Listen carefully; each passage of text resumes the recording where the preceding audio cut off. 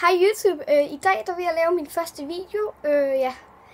Den kommer til at handle lidt om mig, og hvad den her YouTube-kanal kommer til at handle om.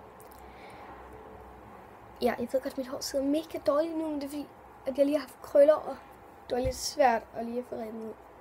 Nå, men hvis vi starter med mig.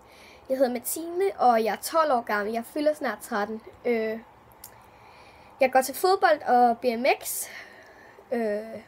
Jeg elsker makeup overalt på jorden, og så elsker jeg bare mine venner og sådan noget. Ja, det var så lidt om mig. Og hvad den her YouTube-kanal kommer til at handle om, den kommer til at handle om beauty-produkter måske, og samlinger og must-haves og alt sådan nogle videoer. Jeg tror, I kan fornemme det lidt ligesom, skal jeg tage, jeg ved det ikke, sådan lidt ligesom normale YouTuber, ellers så vil jeg lave noget nyt, fordi jeg kunne rigtig godt tænke mig at vise jer lidt om mig og mine ting.